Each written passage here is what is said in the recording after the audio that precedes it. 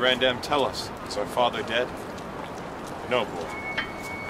Why do you weep so oft and beat your breast and cry, "Oh, Clarence, my unhappy son"? Why do you look on us and shake your head and call us orphans, wretches, castaways, if that our noble father were alive? My pretty cousins, you mistake me both. I do lament the sickness of the king, as loath to lose him, not your father's death. It were lost sorrow to wail one that's lost. Then you conclude, my grandam, he is dead. The king, mine uncle, is to blame for it. God will revenge it, whom I will importune with earnest prayers all to that effect, and so will I. Peace, children, peace. The king doth love you well. Incapable in shallow innocence, you cannot guess who caused your father's death. Grandam, we can, for my good uncle Gloucester told me the king, provoked to it by the queen, devised impeachments to imprison him. And when my uncle told me so, he wept, and pitied me, and kindly kissed my cheek. Bade me rely on him as on my father, and he would love me dearly as a child. Ah, that deceit should steal such gentle shape, and with a virtuous visor hide deep vice. He is my son, aye, and therein my shame. Yet from my dugs he drew not this deceit. Think you my uncle did dissemble, grandam? Aye, boy. I cannot think it. Hark, what noise is this? Ah, who shall hinder me to wail and weep? To chide my fortune and torment myself? I'll join with black despair against my soul, and to myself become an enemy. What means the scene of rude impatience? To make an act of tragic violence. Edward, my lord, thy son, our king, is dead. Why grow the branches when the root is gone? Why wither not the leaves that want their sap? If you will live, lament. If die, be brief. That our swift-winged souls may catch the king's, or like obedient subjects follow him to his new kingdom of ne'er-changing night. Ah, so much interest have I in thy sorrow, as I had title in thy noble husband. I had bewept a worthy husband's death, and lived with looking on his images. But now 2 mirrors of his princely semblance are cracked in pieces by malignant death, and I for comfort have but one false glass that grieves me when I see my shame in him. Thou art a widow, yet thou art a mother, and hast the comfort of thy children left. But death hath snatched my husband from mine arms, and plucked 2 crutches from my feeble hands. Clarence and Edward, oh, what cause have I? Thine being but a moiety of my moan, to overgo thy woes and drown thy cries. Ah, aunt, you wept not for our father's death. How can we aid you with our kindred tears? Our fatherless distress was left unmoaned. Your widow dolour likewise be unwept. Give me no help in lamentation. I am not barren to bring forth complaints.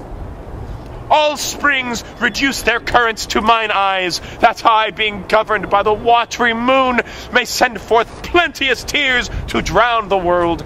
Ah, for my husband, for my dear Lord Edward, oh, for our children, for our father, for our dear Lord Clarence.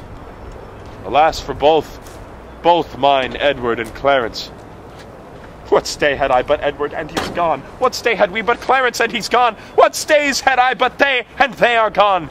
Was never widow had so dear a loss? Were never orphans had so dear a loss? Was never a mother had so dear a loss? Alas, I am the mother of these griefs. Their woes are parcelled, mine is general. She for an Edward weeps, and so do I. I for a Clarence weep, so doth not she. These babes for Clarence weep, and so do I. I for an Edward weep, so do not they. Alas, you 3 on me, 3-fold distressed. Pour all your tears, I am your sorrow's nurse, and I will pamper it with lamentation. Comfort, dear mother. God is much displeased that you take with unthankfulness his doing. In common worldly things 'tis called ungrateful, with dull unwillingness to repay a debt which with a bounteous hand was kindly lent. Much more to be this opposite with heaven, for it requires the royal debt it lent you. Madam, bethink you like a careful mother.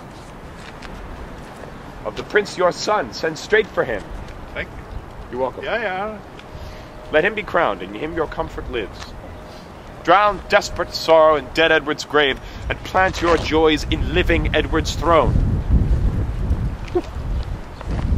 Sister, have comfort. All of us have cause to wail the dimming of our shining star, but none can help our harms by wailing them. Madam, my mother, I do cry you mercy. I did not see your grace. Humbly on my knee, I crave your blessing. God bless thee, and put meekness in thy breast, love, charity, obedience, and true duty. Amen. And make me die a good old man, that is the butt end of a mother's blessing. I marvel that her grace did leave it out. You cloudy princes and heart-sorrowing peers, that bear this heavy mutual load of moan, now cheer each other in each other's love. Though we have spent our harvest of this king, we are to reap the harvest of his son.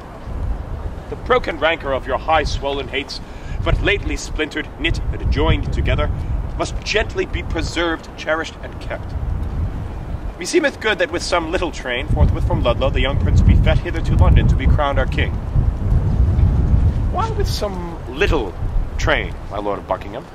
Well, marry, my lord, lest by a multitude the new healed wound of malice should break out, which would be so much the more dangerous by how much the estate is green and yet ungoverned. Where every horse bears his commanding rein, and may direct his course as please himself, as well the fear of harm as harm apparent, in my opinion, ought to be prevented. I hope the king made peace with all of us, and the compact is firm and true in me, and so in me, and so I think in all. Yet since it is but green, it should be put to no apparent likelihood of breach, which haply by much company might be urged.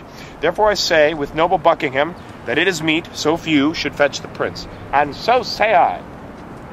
Then be it so. And go we to determine who they shall be that straight shall post to Ludlow.